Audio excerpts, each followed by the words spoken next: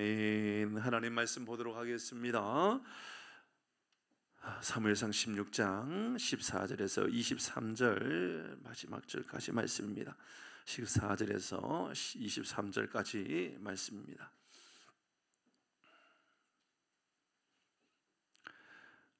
우리 교독에서 읽도록 합니다. 14절입니다. 제가 먼저 읽겠습니다. 여호와의 영이 사울에게서 떠나고 여호와께서 부리시는 악령이 그를 번뇌하게 한지라.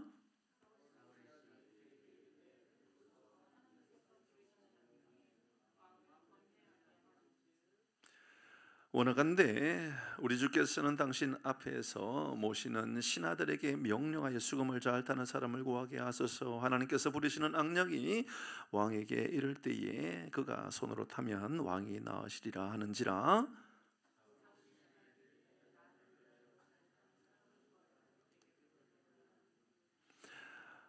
소년 중 한 사람이 대답하여 이르되 내가 베들레헴 사람 이새의 아들을 본즉 수금을 탈 줄 알고 용기와 무용과 구변이 있는 준수한 자라. 여호와께서 그와 함께 계시더이다 하더라.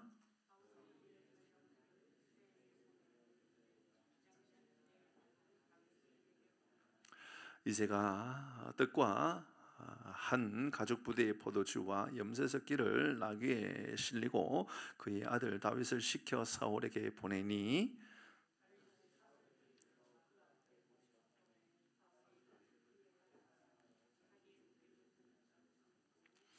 또 사울이 이새에게 사람을 보내어 이르되 원하건대 다윗을 내 앞에 모셔 서게 하라. 그가 내게 은총을 얻었느니라 하니라 같이 합니다. 하나님께서 부리시는 악령이 사울에게 이를 때에 다윗이 수금을 들고 와서 손으로 탄즉 사울이 상쾌하여 낫고 악령이 그에게서 떠나더라. 아멘. 성령의 사람이라는 제목으로 오늘 함께 말씀을 나누고자 합니다. 우리가 어제 새벽에 말씀을 나누었던 사무엘상 16장 1절에서 13절의 말씀은 좀 묘한 말씀이었습니다. 하나님께서 사무엘을 통하여 하셨던 말씀은 내가 중심을 본다. 하나님은 중심을 보시는 하나님이다. 그 하나님이 중심을 보신다 했습니다. 중심을 보았나요? 네, 중심을 보았어요. 그런데 오늘 어제 새벽에 중심을 보는 내용보다 외모를 보는 이야기가 훨씬 더 많았어요. 이게 묘했단 말입니다. 이거 굉장히 묘해요. 그 말씀을 다시 한번 더 볼까요? 12절 말씀입니다. 앞부분에 있는 12절 말씀 보도록 하십시다. 시작. 이에 사람을 보내어 그를 데려오매 그의 빛이 붉고 눈이 빼어나고 얼굴이 아름답더라. 여호와께서 이르시되 이가 그니 일어나 기름을 부으라 하는지라. 자, 분명히 하나님께서 사무엘에게 나는 이제 중심을 본다 그랬습니다. 그런데 오늘 분명히 12절에 나오는 이 말씀이 중심입니까? 아니면 외모입니까? 외모에 대해서 이야기합니까? 중심에 대해서 이야기합니까? 분명히 우리가 어제 새벽에 묵상하면서 이 말씀 굉장히 우리에게 의미 있는 말씀으로 다가왔습니다. 세상의 모든 사람들은 외모를 무시할까요? 아니면 외모를 꽤나 중요하게 여길까요? 여러분은 중심을 봅니까? 외모를 봅니까? 대답이 왜 그렇게 제가 아는 어느 목사님이요 설교를 잘해요. 똑똑해요. 그런데 키가 너무 작아요. 담임을 못 가요. 왜 못 갈까요? 외모를 봤어요. 교회 갈 때마다 그 교회에 설교 너무너무 잘한다고 이야기를 하는데 담임은 뽑아요, 안 뽑아요? 안 뽑아요. 왜냐하면 저렇게 키도 작고 외모가 저렇게 어린아이가 돼가지고 담임은 할 수 있을까? 다 그런 얘기한단 말이에요. 성경은 우리에게 외모를 보는 게 아니고 중심을 본다고 그렇게 이야기하는데 여러분 직장을 생각해 봅시다. 여러분 세상 생각해 보십시다. 여러분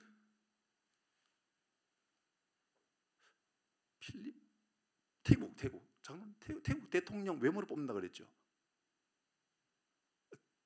태국 같이 장로님 저만 태국 간 게 아니잖아요. 같이 가셨잖아요. 그때 장로님 차는 모르겠네요. 우리 이제 목사들이 타는 차에 그 안내해 주신 분이 그 얘기하더라고요. 태국에 대통령 뽑을 때 외모를 뽑는데요. 그래서 대통령의 프로필 사진을 찍을 때는요, 연예인처럼 혹은 모델처럼 멋지게 사진을 찍는데요. 왜냐? 물었죠. 왜 외모로 대통령 뽑냐? 그 인간이 그 인간이래요. 부패한 건 다 똑같대요. 잘생겼든 못생겼든 부자든 가난하든 배웠든 못 배웠든 이게 사회적으로 타락한 건 똑같기 때문에 이왕 똑같은 타락한 사람 뽑을 거 이왕이면 외모라도 잘난 사람 뽑자. 그래서 잘생긴 사람 뽑는데요. 이해 안 되죠? 저도 이해 안 되더라고요. 그런데 그게 사실이래요. 그러니까 그게 그 인간이 그 인간이기 때문에 그냥 멋있고 잘생긴 사람을 대통령으로 뽑는 나라도 있대요. 제 이야기가 아니고요. 그 나라의 그 이제 이야기해줬던 사람이에요. 하나님께서 우리를 외모로 취하신다면 하나님께서 이곳에 있는 모든 성도님들 하나님께서 정말 임금으로 삼을 정도로 정말 여러분 정말 타고난 사람들이잖아요. 왜 웃으세요? 인정하기 어려운 거예요? 오늘 성경의 말씀은 좀 이상하단 말이에요. 한번 보세요. 그의 빛이 붉고 허약한 사람으로 보여요? 좀 건강한 사람으로 보여요? 눈이 빼어나고 총명해 보여요? 허리멍텅해 보여요? 말하지 않아도 다 알아요. 우리는 얼굴이 아름답다. 그 사람의 얼굴은 준수해 보여요? 아니면 그 얼굴은 좀 사간 얼굴로 보여요? 어떻게 여러분은 해석을 그렇게 잘하실까요? 근데 하나님은 이런 사람을 왕으로 뽑았어요. 근데 분명히 그 앞에 말씀은 하나님을 중심을 보신다 그랬거든요. 이게 도대체 무슨 이야기일까요? 이 말씀 이면에 담겨져 있는 것은 우리는 이렇게 묵상했죠. 그의 형들은 아버지가 부를 때 야야 다음 왕 뽑는단다 할 때 아버지 앞에 다 몰려왔고 이세 앞에 다 와가지고 사무엘 앞에 다 지나갔어요. 그런데 아버지가 볼 때에 별로 그렇게 추천하고 싶지도 않고, 아니 추천할 수 있는 상황도 아니었을는지는 모르지만 다윗은 아버지, 이제 17장 다음 주 고난주간이기 때문에 그 다음 주 지나고 나서 묵상하게 되는 17장의 말씀에 보면 다윗이 하고 있었던 것은 저 초원에서 벌판에서 아버지의 양을 치고 있었잖아요. 보는 이가 없어도, 누가 인정해 주지 않아도, 위험한 상황이 있다 할지라도, 아무도 칭찬해 주지 않는다 할지라도 그곳에 그 자리를 지키고 있었던 사람인 거죠. 저는 이 말씀을 묵상하면서 우리 교회를 다시 한번 더 돌아보는 거예요. 진짜 좋은 교회, 진짜 훌륭한 교회는 누군가에게 인정받아야만 되기 때문이 아니라, 누군가에게 우리가 칭찬받아야 되기 때문이 아니라 하나님이 보고 계시고 하나님께서 인정해 주시기 때문에 이것만으로도 나는 만족할 수 있다라고 믿음으로 고백하여서 그의 빛이 붉고 눈이 빼어나고 얼굴이 아름답다라고 하는 것은 외모만의 이야기가 아니라 그는 하나님과 동행하는 사람이었고, 광야에서도 여전히 그는 그의 얼굴이나 그의 모습이나 그의 자세나 그의 삶이 언제나 하나님 앞에 진실된 모습으로 서 있었던 그 모습을 볼 수 있었던 거죠. 저는 앞으로도 우리 교회나 저도 동일하다는 생각이 듭니다. 제가 얼마나 설교를 잘하느냐의 문제가 아니라, 얼마나 제가 다재다능하느냐의 문제가 아니라, 얼마나 제가 아이디어가 많으냐도 아니라, 얼마나 제가 총명하느냐도 아니라, 얼마나 제가 능력이 있느냐도 아니라, 제가 하나님 앞에 정직하고 진실하고 거짓되지 아니하고, 하나님께서 보신다면 아무도 보는 이가 없을 때 내가 누군가를 늘 돌아보면서 아무도 보는 이가 없다 할지라도 하나님께서 주신 그 자리에 서 있으려고 내가 애쓰고 수고한다면 하나님께서 저에게 말씀하실 겁니다. 내가 중심을 본단다 말씀하실 겁니다. 하나님께서 우리 장로님도 항상 중심을 보고 계시는 분인 줄 저는 믿습니다. 여러분을 향하여서도 저는 마찬가지라고 생각합니다. 그러면서 우리 예화를 들었잖아요. 교사로 열심히 일하다 보면 사람들이 칭찬해 주는 경우가 있습니다. 아이고 얼마나 고생이 많아요. 아이들 말도 듣지 않는데 얼마나 고생이 많아요. 식당에서 열심히 봉사하면 또 이런 칭찬할 수도 있습니다. 오늘 정말 맛있네요. 권사님 설렁탕이 어떻게 그렇게 맛있어요? 권사님 육개장이 얼마나 그렇게 맛있는지 몰라요. 권사님의 잡채가 너무너무 맛있어요. 다 이렇게 칭찬해 줄 수가 있죠. 어떤 운전도 마찬가지일 것 같아요. 아이고 집사님 어떻게 운전을 그렇게 잘하세요? 너무 편하게 운전 너무너무 잘하시네요. 다 그렇게 칭찬해 주지만 주일날 봉사하는 일이 아니라 평일날 그 전에 해놓고 아무도 인정해 주지 않을 것처럼 보여지는 청소 같은 경우를 생각해 보면, 화장실 청소든 본당 청소든 청소 깨끗하게 다 해놔도 표시가 나지 않아요. 근데 조금 뭐 먼지라도 묻어 있거나 뭐 이렇게 쓰레기라도 있으면 이번 주에 도대체 청소 누구 담당이야? 세상에 누가 청소했길래 이렇게 지저분해? 10번 잘하고 100번 잘했는데 한 번 누군가가 주일날 아침에 일찍 와가지고 뭐 쓰레기라도 하나 떨어뜨려 놓으면 그거 가지고 안 좋은 이야기하고, 그래도 그 자리를 지킬 줄 알고, 그래도 내가 그거 하겠다고, 그 자리 내가 지키겠다라고 말한다면 하나님께서 중심을 보시느니라 라고 하는 그 말씀이 여러분에게 하신 하나님의 말씀인 줄 믿습니다. 아멘. 그게 다윗이었다, 그 말씀이었습니다. 다윗이 왕이 될 수 있었던, 오늘 그 이야기가 이어지는 이야기이기 때문에 이 이야기를 반드시 해야 되겠다는 생각이 들었습니다. 하나님께서 그런 분이시구나. 노민주 선 이제 반주 피아노를 치시는데, 지금 하라는 얘기가 아니고요, 반주를 하시는데 제 간혹 이제 그러잖아요. 기가 막히게 인도자하고 잘 맞으면 끝나고 나서 집사님 최고였다고, 어떻게 그렇게 인도자에게 딱 맞추어서 반주해 주느냐고. 그런 인정을 받지 못한다 할지라도 묵묵히 내가 이 자리를 지키면서 잠잠히 감당할 수 있는 사람들 있다, 그 말입니다. 저는 죄송합니다. 그렇다고 해서 여러분 저를 욕하거나 제 아내를 욕하면 안 됩니다. 저는 저희 아내를 어디서 만났죠? 교회에서 만났다 그러면 아직 저를 너무 모르는 거죠. 어디서 만났다고요? 식당에서 만났다니까요. 식당 어디서 만났을까요? 주방인데 어디서 만났을까요? 예, 맞습니다. 그 교회에 많지 않는 청년이 있었었는데 유일하게 주방에서 설거지하고 있는 청년이 있었습니다.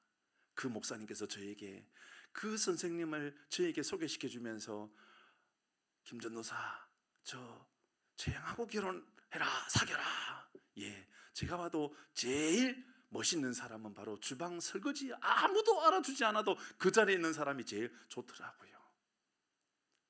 실패하지 않습니다. 뭔 얘기하는가 모르겠네요. 하나님께서 여러분 오늘 본문의 말씀을 잘 기억하십시오. 하나님은 우리에게 외모를 보는 것처럼 보이지만 그게 외모가 아니에요. 내면 중심이에요. 어쩌면 얼굴빛이, 그 빛이 붉고 눈이 빼어나고 얼굴이 아름답다라는 것은 외모를 보는 것처럼 보이지만 외모가 아니라 어떤 하나님께서 주신 은혜와 능력으로 인하여 그 삶이 그 안에 묻어져 있는 그 삶의 모습들이다, 이렇게 볼 수가 있는 거죠. 이건 제 이야기가 아니라 어떤 성경학자 이야기더라고요. 그래서 제가 실수할 수 있을 것 같아가지고 이 부분을 다시 점검해 드리는 거예요. 이건 정말 중요한 이야기 같아요.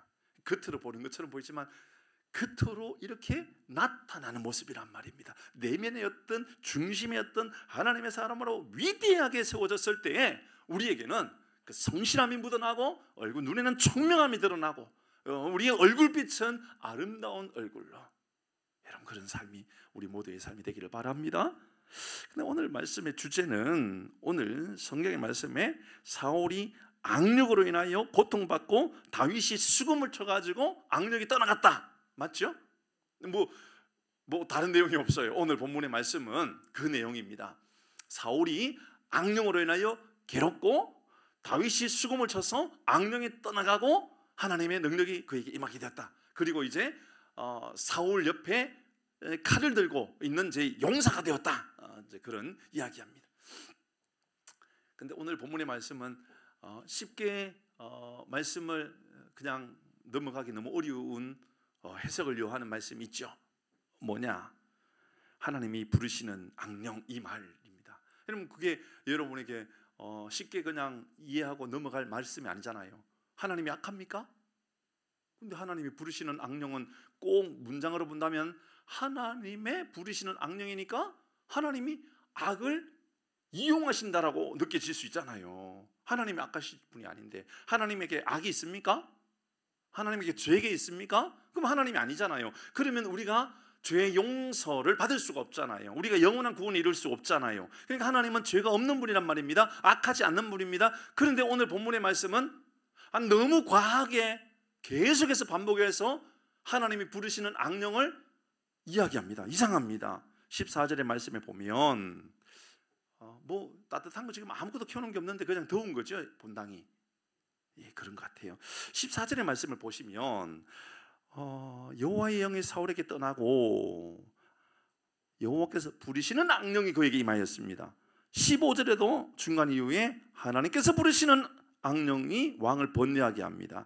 16절 중간에도 하나님께서 부르시는 악령이 왕에게 이를 때에 또 이야기합니다. 23절에도 말씀해 보면 하나님께서 부르시는 악령이 사울에게 이를 때에, 그러니까 여러분 이렇게 말하면 알아듣고 이렇게 말하지 않으면 못 알아듣습니까? 하나님의 악령이라고 하는 말이 한 번만 말하면 되지 뭔 이 말씀 안에 이 문단 안에 4번이라도 이야기해야 될 만큼 중요합니까? 여러분 한번 생각해 보십시다. 하나님께서 악을 이용하시는 것처럼 보여지는 그런 말씀을 우리에게 반복해서 4번이나 말하면 마음이 편안합니까? 불편합니까? 저는 너무 불편해요. 너무 불편한 거예요 이게. 그러니까는 도대체 이게 뭘까? 왜 이렇게 말할까? 이렇게 4번이나 반복해서 이야기하는 게 뭘까? 여러 가지 견해가 있어요 이 말씀이. 첫 번째 어떤 견해를 어떤 사람이 가지고 있느냐 하면 이것은 그 영적인 어떤 공허함, 그러니까 악한 영으로 말미암아 나타나는 영적인 공허함을 이렇게 표현한 것이다라고 말하는데 동의하기는 어려워요. 그냥 그런 거예요. 그러니까는 하나님이 떠나고 죄가 우리에게 있으면 공허해지고 우리의 마음이 굉장히 불편해지고 다툼이 나타나고 우리 입술이 막 거짓과 그 다툼과 막 분노와 이런 것으로 가득 채워지는데 이 모습이 하나님이 부르시는 악령이라는 표현으로 설명한 것이 아니겠느냐라고 하는 해석이 있는데 전통적인 해석은 아니고 그런 해석이 있습니다. 두 번째 이 해석은 이런 해석도 있어요. 하나님께서 심판의 도구로 악을 이용한다. 그러니까 하나님께서 심판하시고자 사울을 심판하시고자 하나님께서 악을 이용했다라고 이용해요. 근데 이 말씀은 다시 말씀드리지만 하나님의 성품에 맞지 않죠. 하나님께서 이 성품을 가지고 있는 분이 아니기 때문에 그렇죠. 전통적인 해석은 뭐냐면 악을 허용하신다라는 표현입니다. 전통적인 기독교 해석은 하나님께서 사탄의 악한 일들을 허용하시는 거죠. 대표적인 게 누구를 향하냐면 욥, 그렇죠?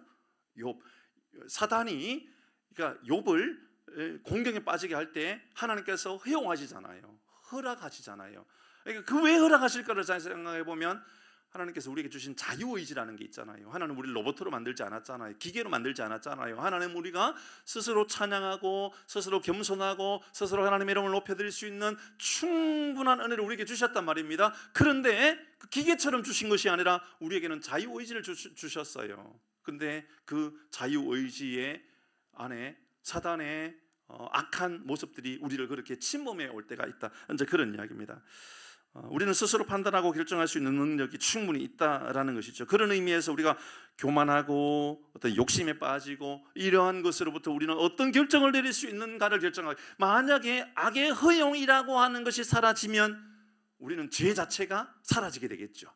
죄 자체를 짓지 않는 게 되는 거죠. 이제 그런 의미로서 하나님께서 악을 허용하신 겁니다. 뭐냐면 하나님께서 사울을 미워하셔서 사울이 너무너무 싫어서 하나님께서 하나님 부르시는 악령을 그에게 넣었다라는 표현이 아니라 사울에게 있는 자유의지가 있단 말입니다. 사울에게 있는. 근데 그 자유의지 중에 악함의 그 존재를 하나님께서 성령의 사람이었을 때는 막아주셨는데 교만하고 악에 빠져서 악한 도구가 되었을 때 하나님께서 악을 허용해 놓으셨다라는 거예요. 스스로 결정해라. 근데 그 스스로 결정하는 그 이전의 모습 우리가 알잖아요. 하나님께 예배하러 간다 그러면서도 뭐 했죠? 그는 자기를 위해서 기념비 쌓았잖아요. 그게 바로 사울의 악함이었단 말입니다. 말로는 내가 예배하러 간다고, 말로는 내가 기도하러 간다고, 말로는 내가 오늘 중보하러 간다고, 말로는 내가 오늘 섬기러 간다라고 말하면서 뒤로는 뭐 하고 있느냐 하면 하나님 내가 내 기념비 세우고 싶습니다. 하나님 나 기념비 세우고 싶어요. 그건 저도 마찬가지인 것 같아요. 저도요 목회 성공하고 싶어요. 그러니까 좋은 의도로 이야기하는 거예요. 하나님 정말 하나님 놀라운 부흥이 임하였으면 좋겠어요. 하나님 목회 잘했다라고 하나님께 인정받고 싶어요 라는 마음이 있지만 또 내 마음 안에는 이러한 악이 내 안에 들어올 때가 있다고. 뭐냐 하면 기념비적인 거 하나 세우면 얼마나 좋을까 이런 거 있잖아요. 그렇잖아요, 그죠? 그래서 어떤 작년 연말입니다. 어느 목사님 대학교에요.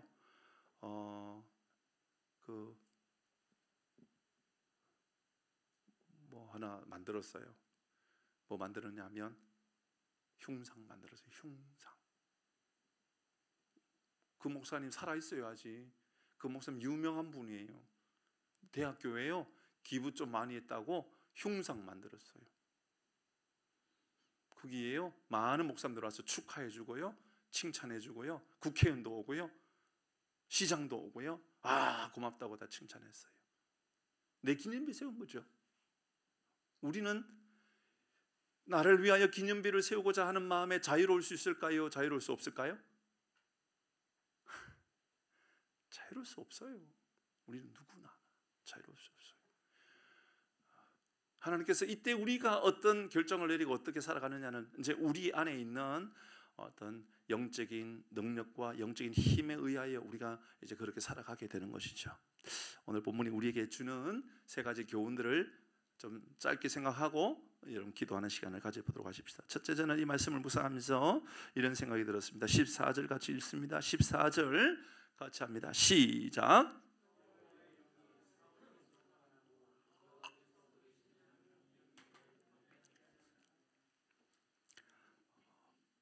여호와의 영이 떠나고 나니까 어떤 일이 일어나느냐? 그를 번뇌하게 되었다라고 이야기하고 있습니다. 번뇌하게 되었다. 의미 있지 않을까요? 하나님을 떠나고 나면 자유로워지는 것이 아니라는 것을 알려주고 있죠. 여러분 우리도 우리에게 있는 하나님의 영이 떠나면, 하나님의 은혜가 떠나면 여러분 우리는 훨씬 더 어둠의 세력으로 말미암아 우리를 짓누르게 되고 우리를 악한 마음에 들게끔 하는 이런 일들이 일어난다라고 하는 것, 이게 바로 영적인 원리지요. 기억해야 됩니다. 하나님을 떠나면 자유로운 것이 아닙니다. 우리는 영적인 존재이기 때문에 창조주를 떠나면 떠날수록, 멀리하면 멀리할수록 우리는 자유로워지는 사람이 아니라 자유로부터 멀어지는 사람이 되는 것이지요. 도리어 악한 존재, 어두움의 존재가 되는 겁니다. 빛을 떠나면 어두움이 거하게 되어 있습니다. 빛을 떠나면 다른 빛이 우리에게 들어온다라고 생각하면 큰일 납니다. 절대로 그렇지 않습니다. 그럼 그리스도인은 말씀을 떠나면 자유로워지는 것이 아니라 도리어 무질서해집니다. 그럼 우리는 자유로워지는 것이 아니라 무질서해진다라는 거죠. 그러니까 성령의 사람 보면요 굉장히 질서가 회복되어지는 것을 알 수가 있습니다. 하나님의 질서, 말씀의 질서를 따르고자 애쓰는 모습들을 볼 수가 있다 그 말입니다. 악이란 하나님의 부재로, 말씀의 부재로 말미암아 나타나는 현상들인 겁니다. 악이 다스리면 그 악이 다스리는 것으로 인하여 14절은 우리에게 그를 번뇌하게 한지라, 악령이 번뇌하게 했다. 여러분 우리의 인생에 번뇌가 사라지고 하나님의 평화와 하나님의 기쁨이, 감사가 넘쳐나는 우리 모두가 되기를 주의 이름으로 축복합니다. 아멘. 23절 말씀 봅니다. 23절입니다.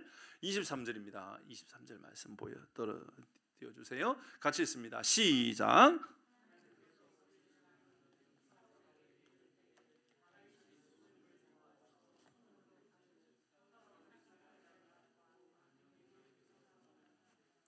하나님의 영이 임하였을 때 상쾌해졌다라고 하는 것을 또 다른 말로 말하면 그의 삶의 질서가 회복되어졌다 이렇게 말해도 되겠죠. 영적인 생각이나 우리의 말이나 우리의 가슴이나 우리의 심장이나 우리의 마음에 모든 질서들이 자리가 잡혀지고 있다 이렇게 해석해도 될 것 같습니다. 저는 성령의 사람이 되어 우리 교회가, 여러분의 삶이 무질서가 질서로 바뀌어지고 번뇌와 고뇌가 상쾌하게 되는 은혜가 임하기를 바랍니다.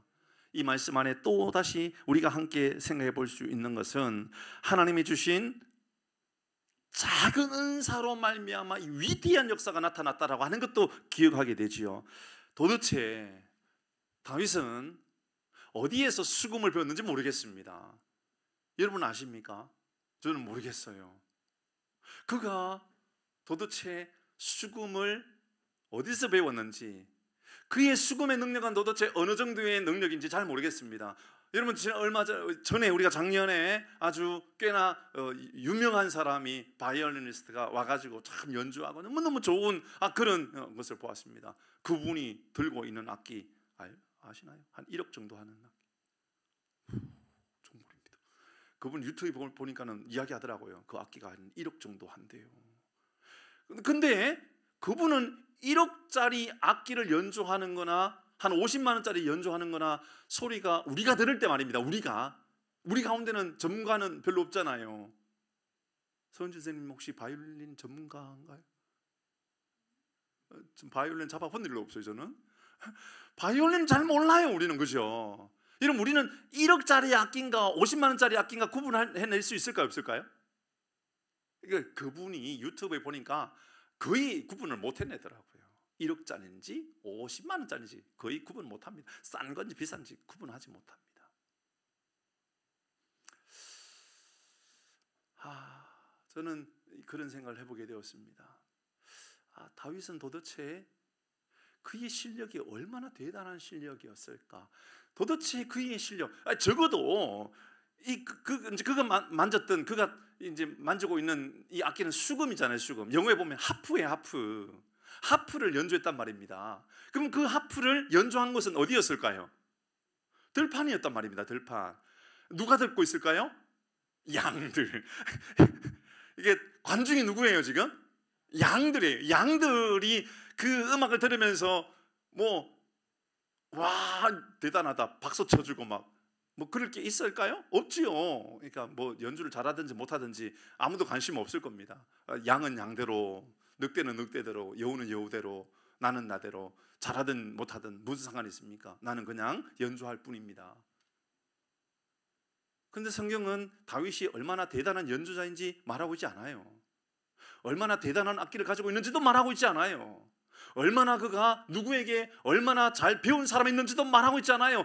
다만 그의 악기 안에는 놀라운 하나님의 능력이 임하여서 그의 악기 가운데 하나님께서 그의 작은 은사 안에 하나님의 능력이 임하여서 하나님의 위대한 역사가 나타나고 있다는 것을 우리에게 보여주는 것 같아요. 저는 여러분에게 가지고 있는 작은 은사를 하나님께서 사용해 주시기를 바랍니다. 그러면 되는 것 아닐까요? 집사님에게는 집사님 금반을 연주하는 은사를 주셨어요. 인정을 안 하시려고 그러면 안 돼요. 제가 볼 때는요, 집사님의 피아노의 실력은 다윗의 실력보다 훨씬 대단한 것 같아요. 주여. 우리는 알 수 없으니까 이렇게 이야기하는 거예요. 이게 다윗이 누구한테 배웠는지, 얼마나 배웠는지, 얼마나 잘하는지 알 수가 없으니까 이렇게 말할 수 있어요. 적어도 그러나 제가 볼 때는 다윗이 대단한 연주자라고 보이지 않아요. 대단한 연주자는 아니지만 하나님의 영에 감동된 사람이라는 것은 분명한 거죠. 집사님, 우리에게 작은 은사들이 있잖아요. 집사님뿐만 아니라 우리 모두에게는 작은 은사가 있어요. 어떤 분은 아이를 너무너무 사랑하는 마음을 가지고 있는 은사가 있을 거예요. 어떤 분은 기계를 만지는 일을 너무너무 좋아하는 은사를 가지고 있을 거예요. 어떤 이들은 누군가의 머리를 만져주는 것을 너무너무 좋아하고 이것은 하나님께서 내게 주신 은사라고 여기고 일하고 있는 분도 있을 수 있고, 어떤 분은 또 운전이라든지, 어떤 분은 요리라든지, 어떤 분은 청소라든지, 어떤 분은 주어져 있는 작은 일들이지만 작은 은사들이 있을 거예요. 다윗에게 있어서 제가 볼 때는요, 다윗에게 있어서 여러분 생각해 보십시다. 다윗에게 있어서 돌팔매질하는 능력도 은사였을 거예요. 분명히. 그건 누가 인정해 주겠어요? 그건 누가 칭찬해 주고 누가 대단한 너 은사라고 이야기해 주는 사람 아무도 없었을 거란 말입니다. 그냥 저 멀리 곰이라도 나타나면 이 물맷돌 돌려가지고 이야 내쫓아버리고 그 정도가 바로 다윗이 가지고 있는 은사였을 거예요. 근데 하나님이 역사가 임하고 하나님의 은혜가 임하면 그 돌 하나의 위대한 역사가 임하여 골리앗도 무너뜨릴 수 있는 능력이 임하게 되고, 여러분 수금에 아무리 실력이 없고 아무리 능력이 없다 할지라도 그게 작은 은사였다 할지라도 하나님께서 부어주시는 은혜면 그 일로 인하여서 사울에게 임하였던 악령으로 인하여서, 악한 영으로 인하여서 그가 번뇌에 빠져서 더 이상 살아날 능력도, 무질서함에서 벗어날 수 있는 길도 없는 그런 삶을 살아간다 할지라도 하나님의 위대한 역사로 그의 삶은 질서가 회복되어지고 악한 영은 떠나가게 되는 것처럼 여러분에게 있는 작은 은사로 인하여 하나님의 위대한 역사가 이루어지기를 주의 이름으로 축복합니다. 여러분, 큰 은사를 기대하지 마세요. 여러분, 내게 하나님 좀 대단한 능력을 좀 달라고 그렇게 기도하지 마시고, 하나님 내게 있는 작은 은사를 사용해 달라고 기도하시면 되는 겁니다.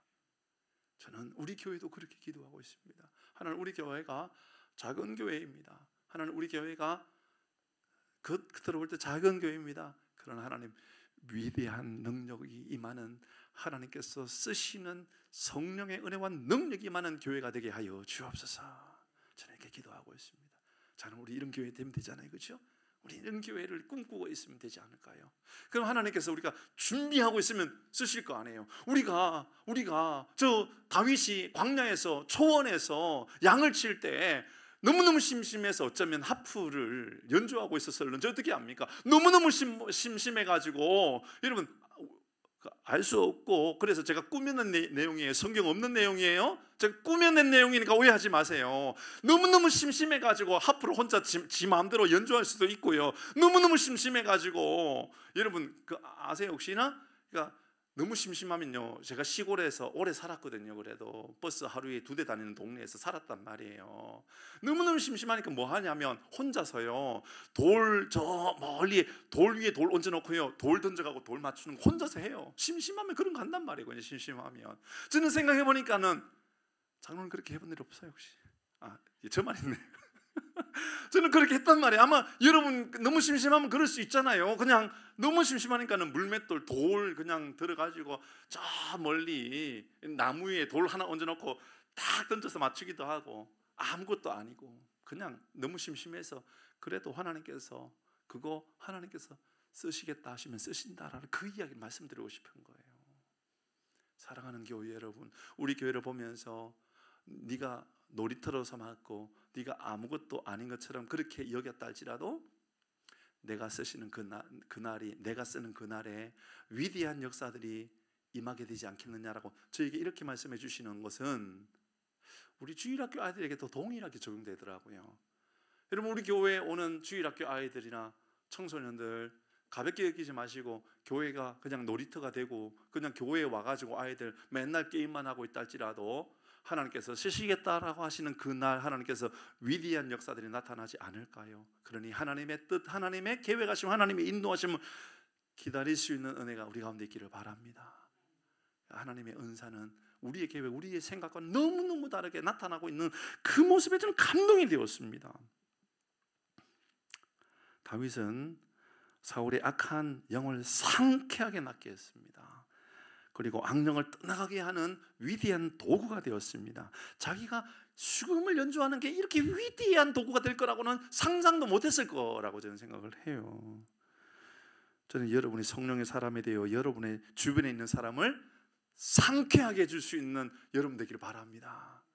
여러분 주변에 있는 사람, 번뇌에 빠져 있는 사람, 14절의 말씀에 분명히 읽었잖아요. 여호와의 영이 사울에게 떠나고 여호와께서 부르시는 악령의 그를 번뇌하게 했다라고. 번뇌하게 했던 그에게요, 하프 연주했는데 수금을 연주했다고요. 번뇌가 떠나가고 나고 상쾌하게 되었다면 우리의 삶에도 여러분이 있는 그곳에서 번뇌가 떠나가고 이 나라에 있는 모든 번뇌가 떠나가게 되고 상쾌하게 되는 은혜를 하나님께 구하는 우리 모두가 되기를 주의 이름으로 축복합니다. 조금만 하나만 더 할까요? 저는 이 말씀을 묵상하면서 또 이런 생각이 들었어요. 다윗이 왕으로 부름을 받는데 다윗이 지금 왕으로 부름을 받는데 그가 대단한 실력이 있고 많은 연줄, 인맥, 이런 것들이 잘 갖추어져 가지고 사울의 궁에서 잘 세워지고, 그리고 엘리트 코스를 잘 밟아가지고 위대한 사람이 딱 되었다, 그렇게 말하고 있지 않아요. 맞죠?